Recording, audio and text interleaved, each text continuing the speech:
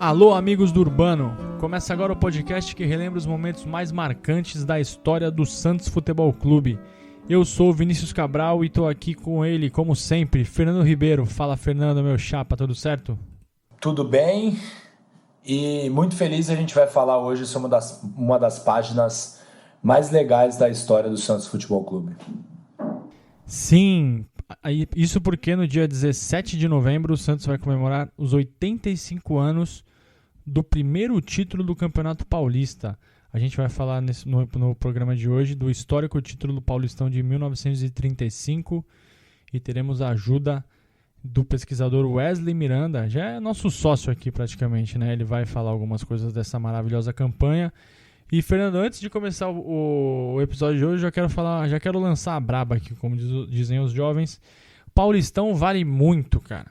Vale muito.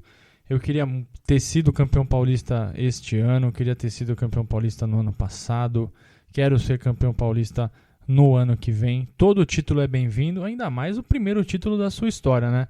Quais são as principais recordações que você tem quando o assunto é Campeonato Paulista? Interrogação. Vini, acho que a principal lembrança que eu tenho de Campeonato Paulista talvez seja a primeira, que é uma lembrança muito legal, 1-0, o gol do Ranielli de cabeça contra o São Paulo. O São Paulo, que estava prestes a se tornar campeão do mundo, veio jogar uma partida aqui em Santos, um gol de cabeça do Ranielli. Campeonato Paulista me lembra muito essa partida. E também não tem como nos esquecer dos títulos que a gente viu em estádio, né? E mais precisamente Santos e Santo André em 2010, por todo o drama que foi vivido naquela partida. Acho que na minha história do Santos com o Campeonato Paulista, talvez aquele jogo contra o Santo André tenha sido o jogo mais marcante. Eu ia falar exatamente desse jogo, porque nessas horas que eu ouço, quando eu ouço alguém falar, não, Paulista não vale nada, eu lembro daquele dia, cara. A gente tava junto, tava vários outros amigos com a gente, o nervosismo que a gente ficou naquele dia, e aí eu tenho que ouvir gente falando, não vale nada, não vale o cacete. Não vale pra quem perde, cara. Pra quem ganha, sim, vale muito. Sim. É basicamente, também, Vini, o que os clubes europeus sentem com o Mundial de Clubes, né? Exato. Perde pra ver se eles vão ficar bravos. Fica lá com carinha de choro. E eu lembro, um dos que eu mais gosto, assim, eu não vi. Aconteceu poucos dias depois de eu ter nascido. Mas o Paulistão de 84, aquele último jogo do campeonato, né? Aquela última rodada do campeonato que o Santos ganhou 1-0, gol do Serginho. É inesquecível, eu já vi e revi esse jogo várias vezes. Então o Paulistão tem uma importância enorme no futebol do Brasil, né? Não só do estado, na história do Santos. E hoje a gente vai falar do primeiro título conquistado lá em 1935. Fernando Santos foi a primeira equipe campeã estadual a não ter sede na capital, na capital do estado de São Paulo, na cidade de São Paulo. E a primeira conquista do Peixe foi recheada de momentos marcantes. E vamos recordar cada um deles aqui nesses próximos 40, 45 minutos. E já vamos acionar o Wesley. Logo de cara, ele vai falar sobre a importância desse título de 1935. Dentro de um contexto histórico, a conquista do Campeonato Paulista de 1935 tem uma importância enorme na história do Santos. Até pelas dificuldades que o clube tinha em conquistar um campeonato tão importante quanto um campeonato paulista na época, era sempre prejudicado na reta final dos outros campeonatos anteriores, e o campeonato de 35 veio acabar com isso. É difícil que o torcedor entenda que um simples campeonato regional, no caso o paulista, tenha tanta importância numa história tão grande quanto a do Santos, com tantas conquistas, campeonatos mundiais, Libertadores, brasileiros, mas esse campeonato de 35 ele veio para coroar, né? E não foi por acaso, foi um time com a melhor campanha, de melhor ataque, a melhor defesa, foi realmente para quebrar qualquer paradigma dentro daquilo que se colocava como dúvida, né? Então, nesse ponto, o futebol profissional ajudou bastante o Santos na conquista de 35.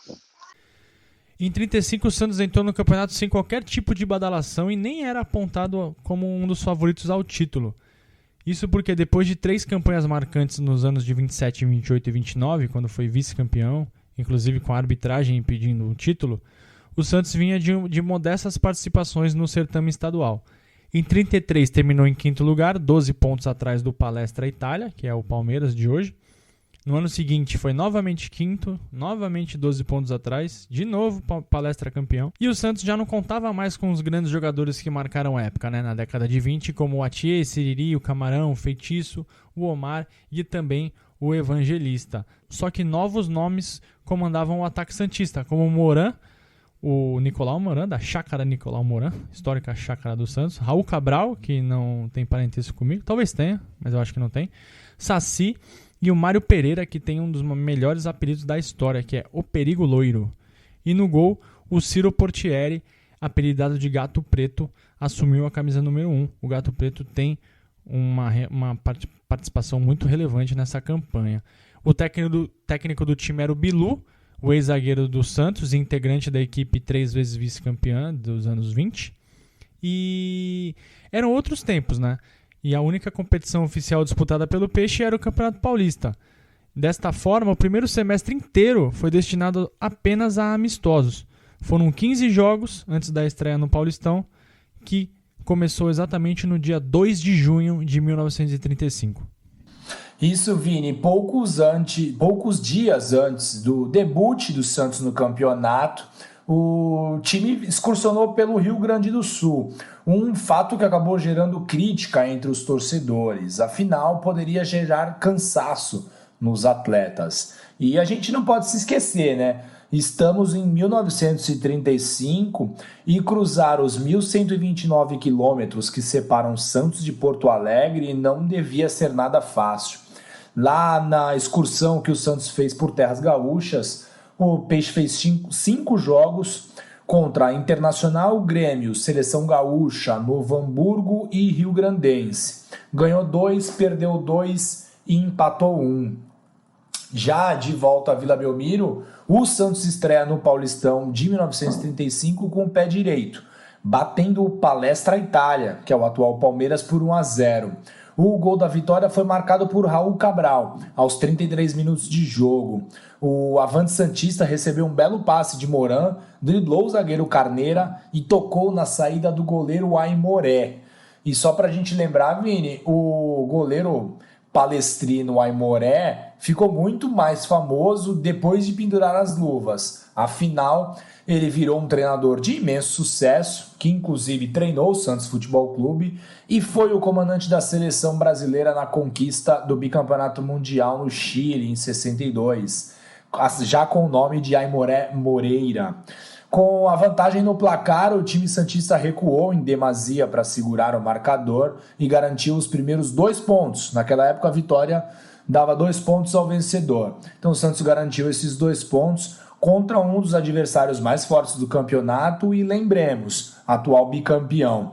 Na vitória pelo Campeonato Paulista, o técnico Bilu mandou a campo Ciro no gol, Neves e Badu na zaga, a linha média com Figueira, Ferreira e Martelete, e no ataque Saci, Moran, Raul, Logu e Paulinho. E o Palestra, que era um time muito famoso à época, jogou com Aimoré no gol, Carneira e Belliomini na zaga, Tunga, Dula e Tufi na linha média, Avelino, Romeu Peliciari, Fogueira, Carnieri e Imparato. Motivados pela vitória sobre o fortíssimo Palestra, os alvinegros venceram novamente na segunda rodada, em partida teoricamente fora de casa. O Santos jogou no campo do Macuco, o estádio Antônio Alonso, que infelizmente não existe mais aqui na nossa cidade, e era a casa do Espanha, que atualmente é o Jabaquara. No clássico da cidade, o Santos foi superior e bateu o Leão na época do Macuco, agora da Caneleira, por 2-0. O intrépido ponteiro Saci abriu o placar logo com 3 minutos de partida. A vantagem mínima prosseguiu até muito próximo ao final do jogo, quando o centroavante Sandro marcou e deu números finais ao placar. Santos 2-0. Fernando, depois dessas 2 rodadas, o Santos enfrentou o Clube Atlético Paulista, que surgiu em 1933 com a fusão do Esporte Clube Internacional e do Antártica Futebol Clube, este último fundado pela Companhia de Bebidas. Aí fica aqui a pergunta, Fernando. Você conseguiria torcer contra o Antártica Futebol Clube? Vini, eu tô de Amstel, Vini. Tá de Amstel. Ou de Heineken, né? Mas olha, naquela época não existia nem a Amstel nem a Heineken, pelo menos aqui no Brasil. Sim. Então acho que a Antártica caía bem, hein? Seria um bom time, Vini. Com a fusão, o Paulista disputou a primeira divisão do Paulistão em 3 temporadas, mas não teve nenhum resultado expressivo. Em 37, o clube fundiu-se com o Atlético Estudantes de São Paulo, criando o Estudantes Paulista. Naquela ocasião, o Santos disputou a partida contra a equipe da capital no Parque Antártica. E o time paulista, o time mandante, acabou não oferecendo a mínima resistência ao peixe. O trio ofensivo do Alvinegro, formado por Sandro, Zé Carlos e Logu, foi implacável. Na primeira etapa, Zé Carlos logo abriu o placar, Sandro ampliou, Logu fez o terceiro. Antes do intervalo, ainda deu tempo de Sandro marcar mais um, 4-0. Tranquilo, o Santos diminuiu o ritmo e quando o Paulista descontou com o Heitor, no minuto seguinte o Peixe marcou mais um, com Sandro novamente. 5-1 e liderança do campeonato com 3 vitórias em 3 jogos. No dia 30 de junho, a Vila Belmiro recebeu o jogo mais empolgante da 4ª rodada. Santos e Corinthians, com aproveitamento perfeito em suas partidas, enfrentaram-se com grande assistência. Com Moran e Raul fora do jogo, o técnico Bilu promoveu 2 estreias. Delson fez sua primeira partida no quadro santista e o outro estreante era um jovem promissor e desconhecido Mário Pereira. O resto é história. Com a Vila Belmiro lotado naquela tarde, o Santos foi a campo com Ciro, Neves e Badu, Martelete, Ferreira e Jango, Saci, Mário Pereira, Delson, Sandro e Logu. O jogo foi bastante disputado, só que o Corinthians abriu o placar aos 21 minutos do primeiro tempo com um gol de Alberto. 12 minutos depois, ponteiro Saci deixou tudo igual, levando a torcida do Peixe à loucura. No segundo tempo, o Santos foi todo pro ataque, mas acabou surpreendido com o contra-ataque e sofreu mais o gol. Em um lance rápido, o Teleco bateu cruzado e venceu o Ciro. Mesmo atrás do placar, o Santos não esmoreceu, mas a arbitragem entrou em ação, como não poderia deixar de ser. Em lance tumultuado na defesa corintiana, o Saci bateu forte e dentro da área a bola bateu na mão do médio esquerdo do adversário, Munhoz. O jornalista Devaney, um histórico jornalista que cobriu muitos anos o Santos, em seu relato do lance, anos depois, disse que o médio corintiano até abaixou a cabeça em pleno sinal de culpa. Quando todos esperavam a marcação de pênalti, o juiz Atílio Grimaldi apontou escanteio. E Vini, mais adiante o Ponta Logu escapou em velocidade, superou o defensor Brito e quando ele ia finalizar ao gol, ele foi derrubado pelo Munhoz. Ele de novo. O árbitro, Vini, não hesitou e apitou falta no ato. Porém, marcou falta do atacante santista. Assim, o tempo fechou em Vila Belmiro. Os jogadores santistas, inconformados, correram para cima do árbitro. A torcida santista invadiu o gramado e também partiu para cima do árbitro.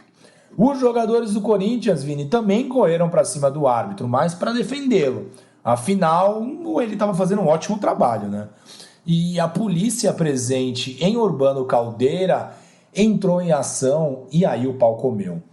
2 policiais da cavalaria chegaram a empunhar as suas espadas, Vini, e começaram a açoitar o raivoso público santista. Foram quase 30 minutos de paralisação até que a ordem fosse restabelecida e diversas cadeiras foram atiradas ao gramado. Como faltavam alguns minutos ainda, a partida prosseguiu, mas o Santos não conseguiu igualar o marcador e conheceu a sua primeira derrota no campeonato. Fernando, 7 dias... Pode falar. Torcida do Santos raivosa desde sempre, né? Cara, 1935 e nada mudou, Vini.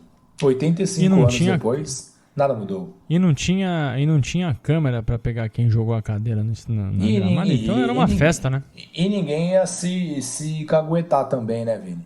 Só não jogavam Havaianas porque não tinham e rádios porque eram muito caros, Vini. Mas a gente viu vários rádios voar para o gramado de Vila Belmiro. 7 dias depois, o Peixe voltou a campo contra a Portuguesa Santista. sedentos por vitória, depois de todos os arroubos na partida anterior, o Santos precisou de apenas 15 segundos para abrir o placar em Vila Belmiro. O Santos deu a saída, tocou a bola para o Logu. Este já esticou para o Junqueirinha, que adentrou a área, arrematou e gol.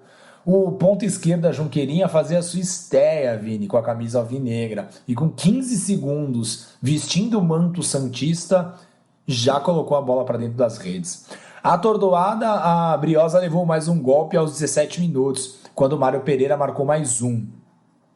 O Tim, ele mesmo, Vini, o Elba de Padua Lima, que depois virou um famoso treinador, descontou para a Portuguesa Santista aos 23 minutos e acabou enchendo os lusos de esperanças. Porém, já na segunda etapa, o Logu matou a partida ao aproveitar um belo passe do estreante Junqueirinha.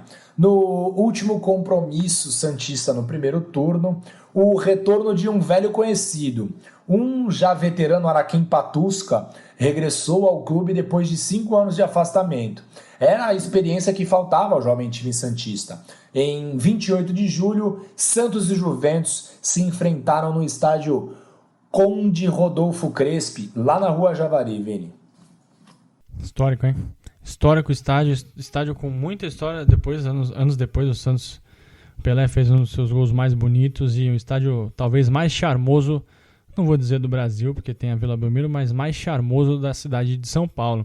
E os donos da casa deixaram claro logo cedo que não estavam dispostos a facilitar, e o Godoy marcou aos 3 minutos de jogo, 1-0 pro moleque travesso. Só que aquele time santista não se abatia facilmente e 5 minutos depois empatou a partida. Mário Pereira, o perigo loiro, fez ótima jogada e serviu o centroavante Delson, que não teve trabalho para marcar. Confiante, o Peixe não teve trabalho para empilhar mais 3 gols, marcados por Araquém, Delson e Saci. No mesmo dia, ali pertinho da Rua Javari, o Corinthians bateu o Paulista por 3-0, mantendo-se assim como ponteiro da competição. Com um jogo a menos, os corintianos ainda venceram o Palestra por 4-1, garantindo a liderança isolada ao final do primeiro turno. Depois de 6 jogos, a classificação ficou assim, lembrando que a classificação era feita por pontos perdidos. O Corinthians, como tinha 6 jogos e 6 vitórias, tinha nenhum ponto perdido. O Santos acabou perdendo uma partida, tinha 2 pontos perdidos. Palestra Itália 4, Espanha 7, Portuguesa Santista 8, Paulista 9 e Juventus 12 pontos perdidos. Juventus perdeu todas as suas partidas. Só que aí o campeonato parou por 30 dias entre o primeiro e o segundo turno e o Santos acabou fazendo alguns amistosos para manter seu elenco com ritmo. No retorno do Paulistão, o líder Corinthians veio a Santos para enfrentar a Portuguesa Santista. Poucos acreditavam que a Briosa pudesse cometer o crime, mas ele aconteceu. Em Eurico Mussa lotado, a Portuguesinha abriu 2-0, tomou um gol, mas segurou o ímpeto corintiano e venceu o jogo. O resultado lançou o Santos à condição de líder junto ao Corinthians. No regresso do Peixe aos jogos, difícil partida contra o Palestra Itália no Parque Antártica. O Santos até começou bem, agredindo o rival, mas logo os palestrinos igualaram as forças. Aos 27 minutos, o lance mais emblemático do jogo. Ao cortar com a mão a troca de passe entre Avelino e Eliseu, Meira cometeu pênalti. Na cobrança, Luizinho bateu forte no canto esquerdo. Quando a torcida do Palestrino ia comemorar o gol, apareceu ele, Ciro, o gato preto. O arqueiro santista desviou a bola para a linha de fundo. Os jogadores exultaram de alegria e aquela defesa foi determinante para a conservação da igualdade no placar. Na mesma tarde, outro time santista ajudou o Peixe novamente. O Espanha bateu o Corinthians, tal qual fizera a Portuguesa. Mais uma vez ajudado pelos rivais da Baixada, o Santos tornou-se líder isolado do campeonato com 3 pontos perdidos contra 4 dos rivais da capital. E Vini, domingo 6 de outubro de 1935, o Peixe voltou ao campo para enfrentar o Espanha, que uma semana antes havia batido o Corinthians e levado o Santos à liderança do campeonato. Os espanhóis começaram melhor, mas quem abriu o placar foi o Santos. Mário Pereira, sempre ele, fingiu que daria um passe lateral para a corrida do ponta Saci. Ao notar que o goleiro Tadeu antecipou a jogada e se deslocou para o lado esquerdo, o perigo loiro mudou de ideia e chutou a bola no gol, acertando o canto contrário. O belíssimo gol de Mário Pereira desestabilizou o time do Espanha, que não mais se encontrou em campo e sofreu mais 3 gols. 2 de Junqueirinha e 1 de Delson. O rival ainda descontou, mas já era muito tarde para uma reação. 4-1 para o Santos. Na capital, o Juventus, moleque travesso, arrancou um empate ao final do jogo contra o Corinthians, ampliando ainda mais a liderança santista. Nesse momento eram 3 pontos perdidos para o Santos contra 5 de corintianos e palestrinos. A nota curiosa é que o árbitro do prélio entre Corinthians e Juventus, Vini, foi o Júlio de Almeida, que foi um histórico médio do Santos Futebol Clube, integrante da equipe 3 vezes vice-campeã, entre 27 e 29. A atuação do Júlio foi tão exemplar, e a gente deve lembrar que o resultado interessava demais ao seu time do coração, que o capitão corintiano Brandão fez questão de cumprimentar o juiz ao final da partida. Na rodada seguinte, o Santos tinha pela frente o Paulista, uma das equipes mais frágeis do campeonato. Todos davam o jogo como ganho, mas não foi nada fácil. O Peixe abriu 2-0 com até certa facilidade. Marcaram Mário Pereira e Junqueirinha, e o Junqueirinha em posição de impedimento, mas os rivais reagiram e igualaram em 2-2. Dominado em seus próprios domínios, o alvinegro praiano via a chance real da liderança escapar naquela mesma tarde. Porém, em 12 minutos de futebol intenso, atingiu 5-2 no placar. O Araquém marcou o terceiro aos 17 minutos do segundo tempo.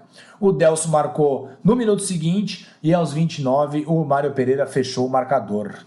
Uma semana depois, o Santos seguia sua marcha rumo ao primeiro título estadual.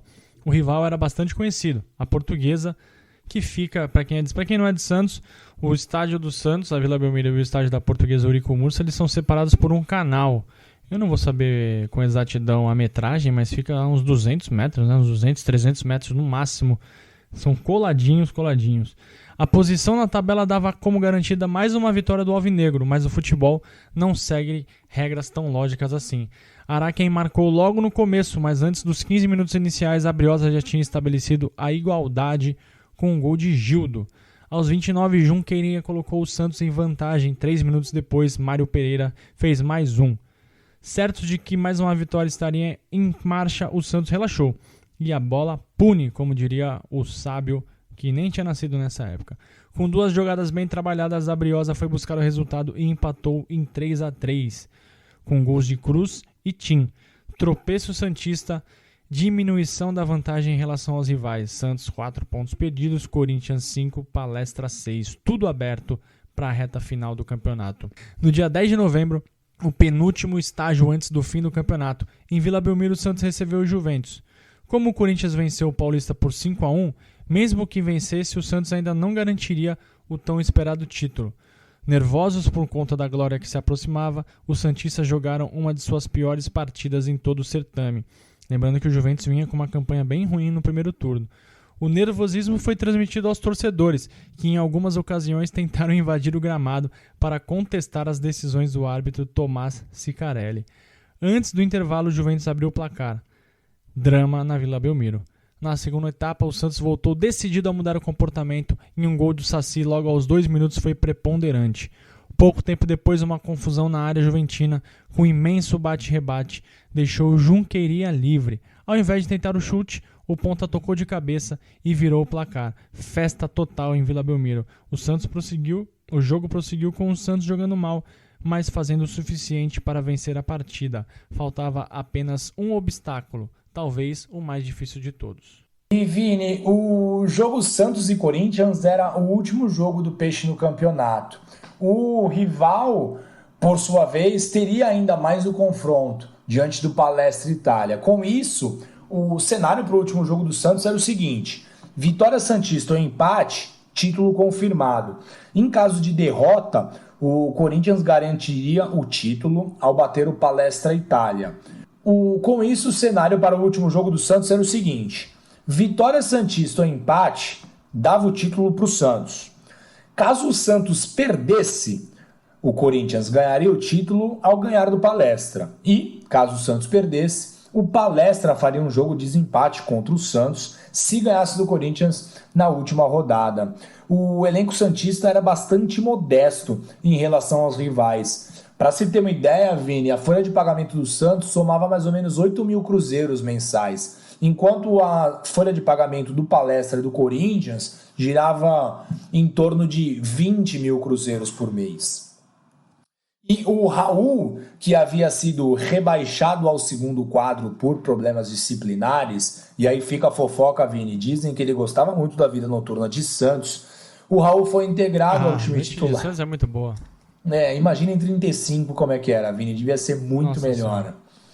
E o Raul foi reintegrado ao time titular. O técnico Bilu confiava que ele poderia ser importante no esquema ofensivo no time. E ele voltou exclusivamente para essa partida.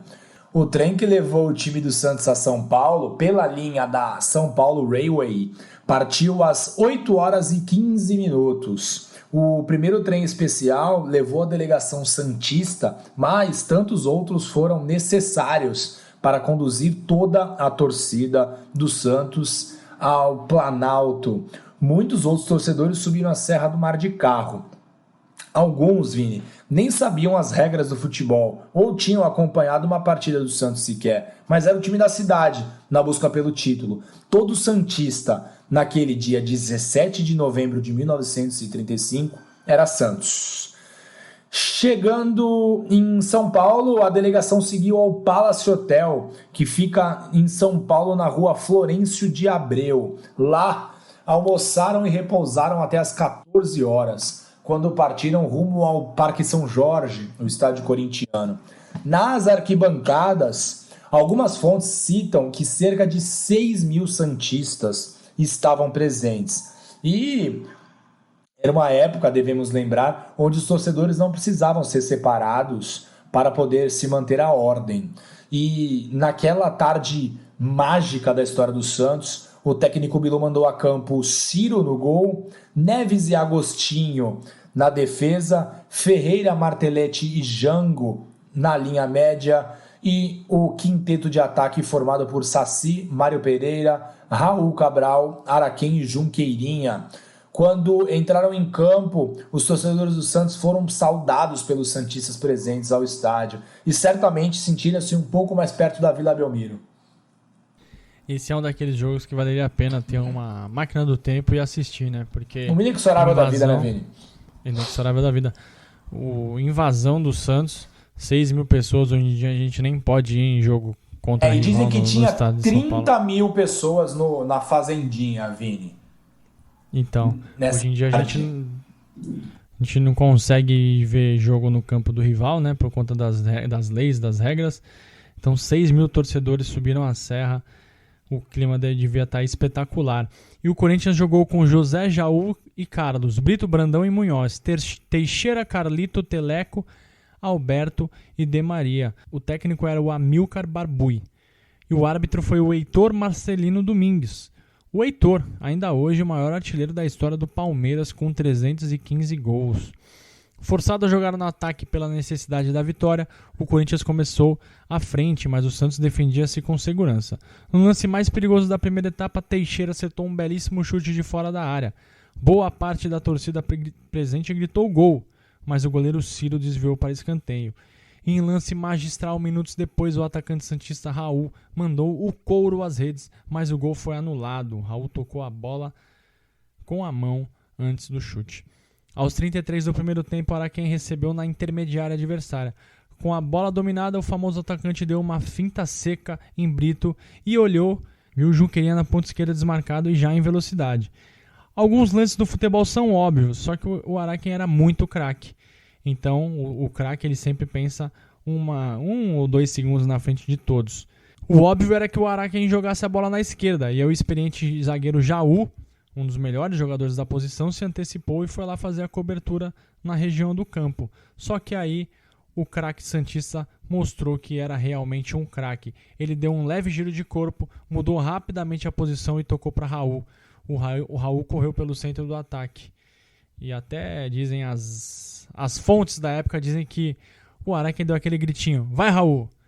O atacante santista dominou a bola, avançou com ela entre Jaú, que chegou atrasado, e o Carlos, invadiu a área. Só que ao invés de chutar imediatamente, o Raul conduziu a bola por mais alguns metros e na saída do goleiro tocou mansamente no cantinho direito.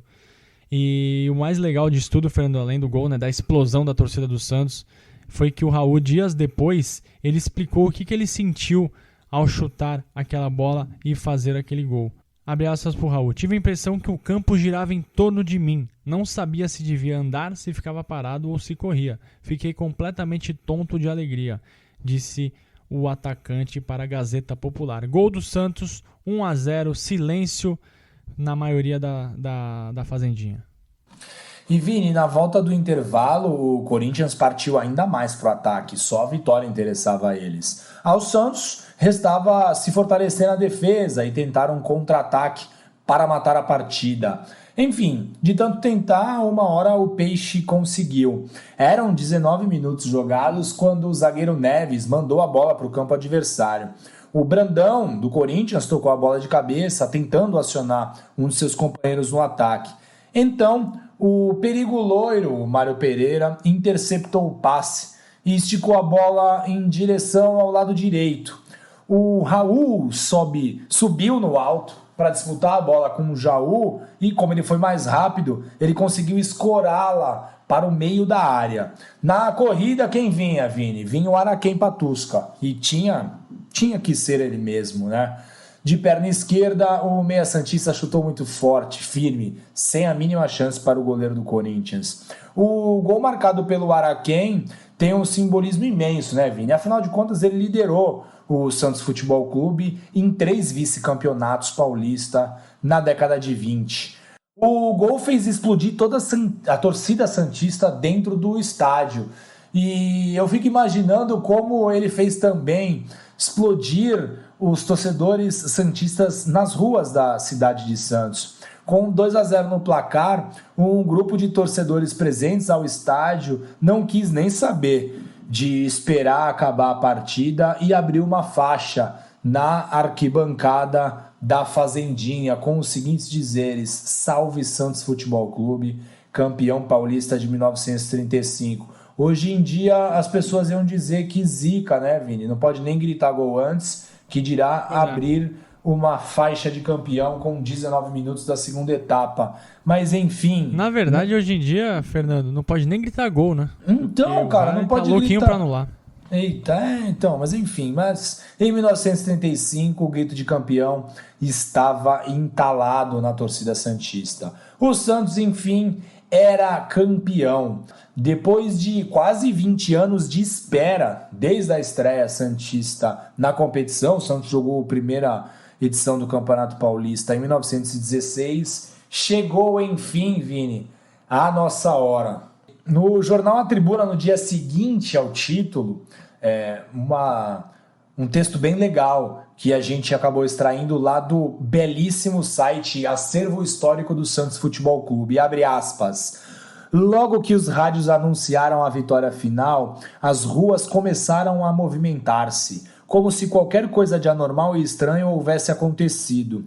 Em pouco tempo, a Praça Rui Barbosa, em frente ao Café Paulista, estava repleta de pessoas. E à medida que se aproximava a hora da chegada da delegação, o público ia aumentando.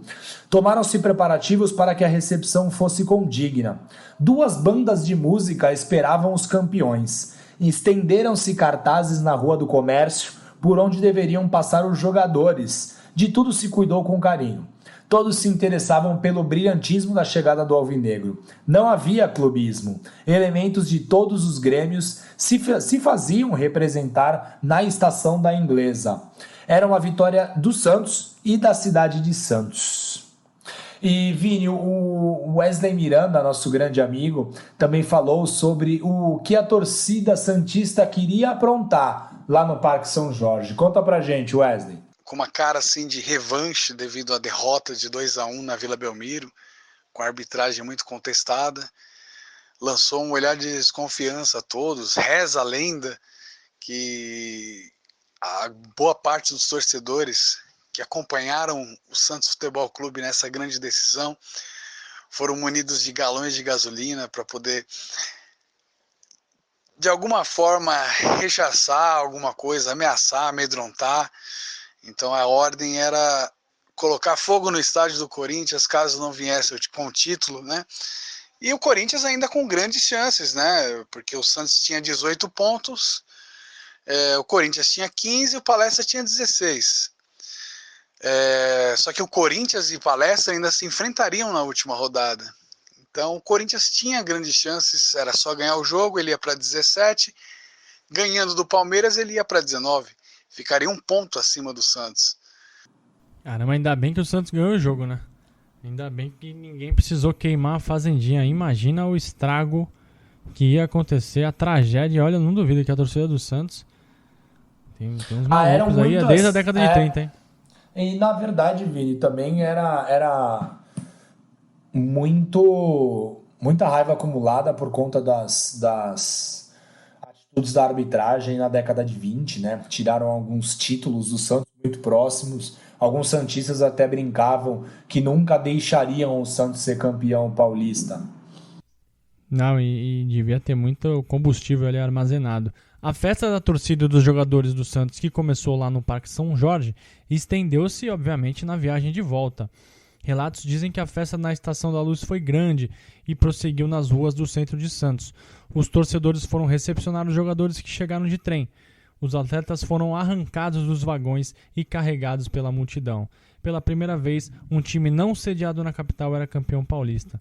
Uma pena que pra gente, né, Fernando, pra todos os santistas, que não existem registros em vídeo desta campanha vitoriosa. Apenas os relatos publicados nos jornais. O Santos teve o melhor ataque do campeonato com 32 gols e a melhor defesa, sofrendo apenas 12 gols.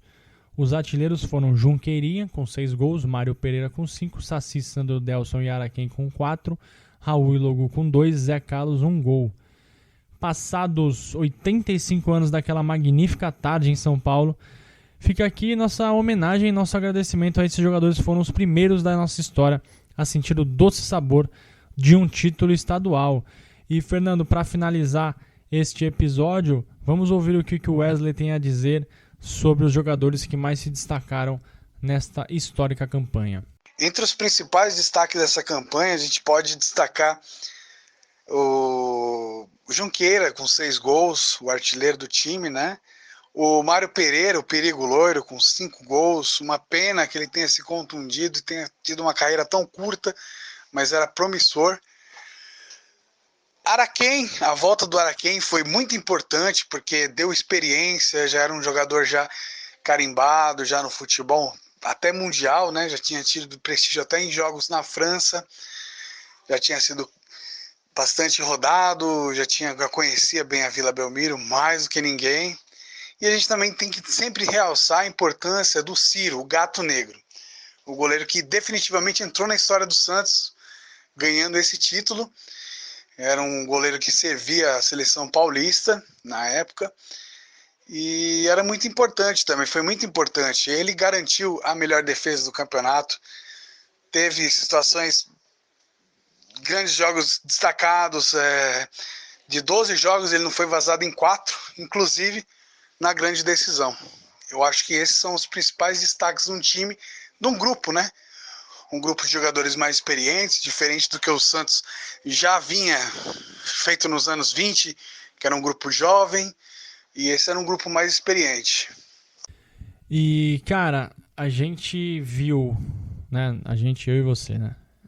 Nascemos em 83 e 84. A gente viu 2006, 2007, 2010, 2011, 2012, 2015 e 2016. Mas tudo começou lá e como eu queria ter visto esse, hein? Imagina ganhar de um time que era mais badalado, mais rico, mais forte, e lá na casa dos caras ganhar o título, voltar fazendo festa na Serra. Que saudade que eu tô de fazer festa na Serra, chegar em Santos de madrugada e trabalhar no dia seguinte virado. Não vejo a hora de poder voltar em um jogo de futebol. Tá louco, cara. Chega de Coronga. Sai daqui, Coronga. Pelo amor de Deus, quero voltar a Vila Belmiro. Por favor, cara. Tá doido. Saudade demais do futebol. E, Fernando, nossa dica cultural para este episódio é um livro escrito pelo pesquisador corintiano Celso Unzelt em parceria com o pesquisador santista Odir Cunha. Eles fizeram um livro contando as histórias do duelo entre Santos e Corinthians. O nome do livro é O Grande Jogo, o maior duelo alvinegro do futebol, contado por 2 historiadores fanáticos. Eles listam alguns jogos históricos envolvendo as duas equipes, e como não poderia deixar de ser, este jogo de 1935 é um dos capítulos desse livro. Vale a pena ver. Esse livro é um livro da editora Novo Século. É isso? Mais alguma consideração sobre esse título, sobre o Campeonato Paulista, sobre a vida? Vini, agradecer Jabaquara e Portuguesa Santista, que ganharam do Corinthians e conseguiram fazer com que o Santos ficasse na liderança em 1935. E a nossa geração sofreu muito com a Portuguesa Santista, né? Porque a Portuguesa Santista geralmente arranca pontos da gente. Arrancou na campanha de 35, mas pelo menos bateu o Corinthians e nos ajudou. E 85 anos, uma pena que muito provavelmente o Santos Futebol Clube não vai fazer nenhuma homenagem a esses heróis de 1935, né? Ou pelo menos homenagear os seus familiares, ou pelo menos relembrá-los de uma maneira muito mais ostensiva, até para que as novas gerações não se esqueçam, né, destes importantes jogadores. Só lembrando que existiram Pelé, Neymar, Juari, Serginho Chulapa, porque lá atrás existiram Ciro, Araquém, Mário Pereira, Martelete, Neves e tantos outros. Não, poder homenageá-los contando a história dessa conquista é muito legal, é muito prazeroso, e quem sabe um dia a gente não consegue fazer mais homenagens e relembrar esses atletas do passado que fizeram o Santos se transformar no que ele é hoje. E esse título de 1935 é muito importante para isso, né? É muito difícil fazer exercício de futurologia, mas a história do Santos seria um pouco diferente se não tivesse tido esse título de 35, né? Acho até que é o que diferencia o Santos de outros rivais que tinham a mesma condição do Santos naquela época, né? Equipes que não se desenvolveram tanto como o Santos, e acho que essa conquista em 1935 ela é fundamental na consolidação do Santos como uma grande equipe no futebol paulista, e aí depois o Santos se torna uma equipe nacional. Mas garantir o título, ter em sua sala de troféus troféu de campeão paulista, diferenciou por muitos anos o Santos de outras equipes que tinham o mesmo porte naquela época, década de 30. Cara, complementando isso que você tem a dizer, perfeito o que você falou, começou lá, né? Começou um pouco antes, obviamente, quando o Santos foi fundado, primeiros campeonatos, década de 20, mas a simbologia desse título é enorme. E aqui a gente no Amigos do Urbano, a ideia é justamente essa, é sempre manter viva a memória desses caras que escreveram as histórias mais lindas da trajetória do Santos, né? A gente gosta muito de falar da década de ouro, né? Dos anos de dourados, né? Na verdade, década de 50, 60 e 70, de 84, 78, 2002, 2010, Tri da Libertadores. Mas a grande razão do podcast aqui é lembrar esses caras que não são tão lembrados, né? Como a gente fez, por exemplo, do título da Conmebol de 98, do Rio São Paulo de 97, e agora com os heróis de 35. Então a torcida santista, principalmente os mais jovens, precisam conhecer a história desses caras que começaram tudo isso aí.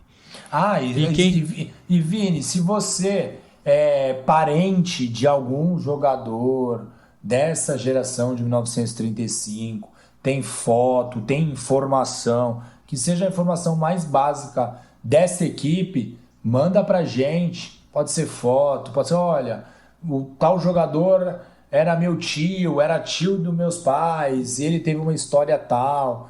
É muito legal a gente receber esse retorno de familiares, e quem sabe a gente já não encontre fotos inéditas desses heróis, desses jogadores do Santos. Então, se algum parente dessa turma aí maravilhosa de 1935 estiver nos ouvindo, mande pra gente todo o material que vocês tiverem. É bem legal pra gente perpetuar a história dessas figuras muito emblemáticas na história do Santos.